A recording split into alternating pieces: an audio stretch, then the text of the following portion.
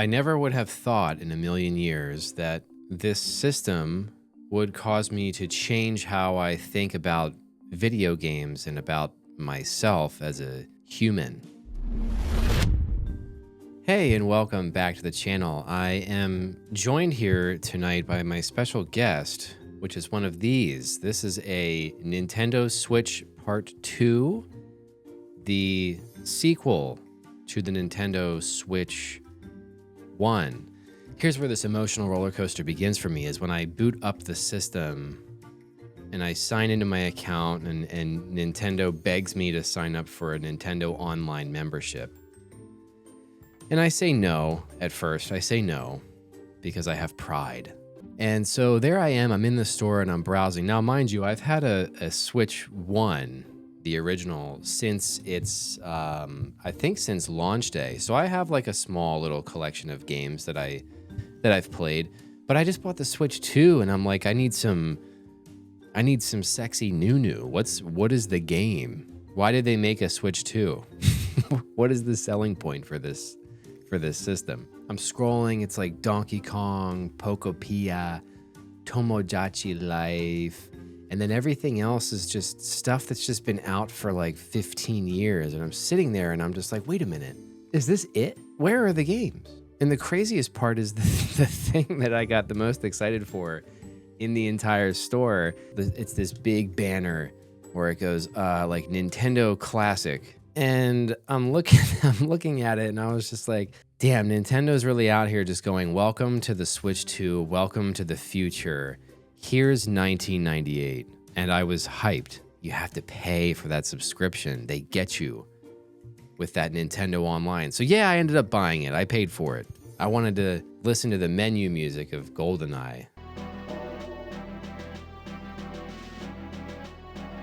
So I go through, I play, I download the Donkey Kong demo and I'm playing it for a bit and it's fine. You know, you run around and you break things and I'm like, this is kind of like Minecraft basically. So I bounce off of that one pretty fast. And then the next logical step for me was to download Pokopia. And in my head, I'm thinking, oh, this has to be Nintendo's response for like Pal World. Nope. It's not even close. It's not the same thing at all.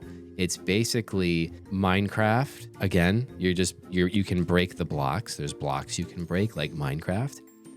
But it's like Minecraft had a baby with Animal Crossing. And so I'm just out here for hours. You know, I'm spitting water onto blocks. I am trying to manage the humidity level of my town. Humidity levels? Really? That's what we're doing? I gotta make my Pokemon happy with the humidity?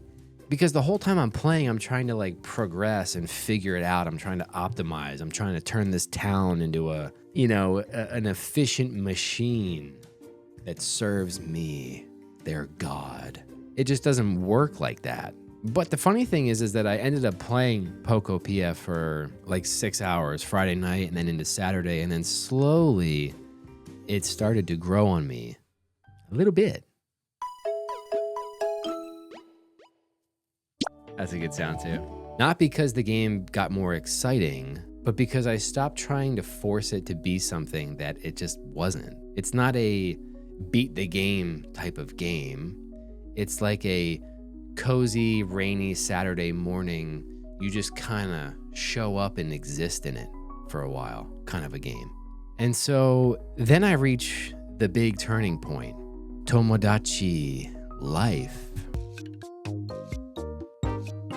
You can be my Tomodachi boy. That's me. And I should provide a little bit of framing around Tomodachi. So when I boot that up, we're talking like a Sunday afternoon in the house. And I've got the whole family kind of in the living room. And the next thing I know, we're all making a character. We're making my 3-year-old daughter into her own me character.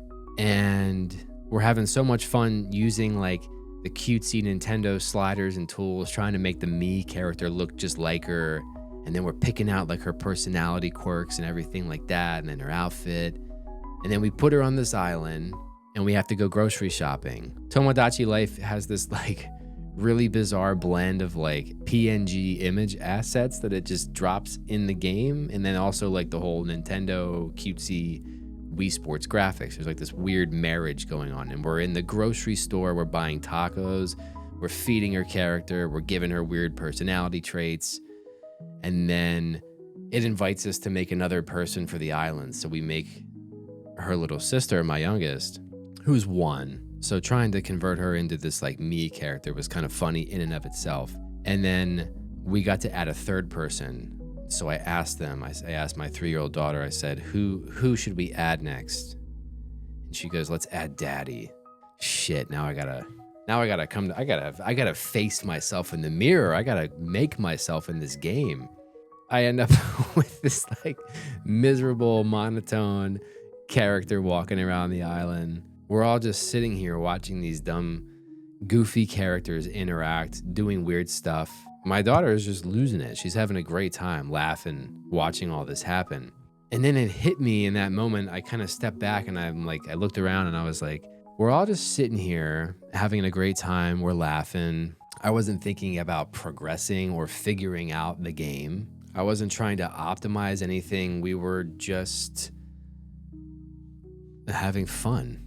And that's when it kind of clicked for me that like, I think that I've just been approaching video games incorrectly for the last like decade. I keep like forcing myself to want to play these games like a Crimson Desert that takes like 150 hours to complete, or, you know, these online games, Dead by Daylight, competitive stuff, battle passes, daily quests, things that just take themselves so seriously. Everything is trying to hook you. Everything's trying to keep you engaged. And it just like, it went from being something that was once like my favorite hobby, right? Playing games. I love playing games.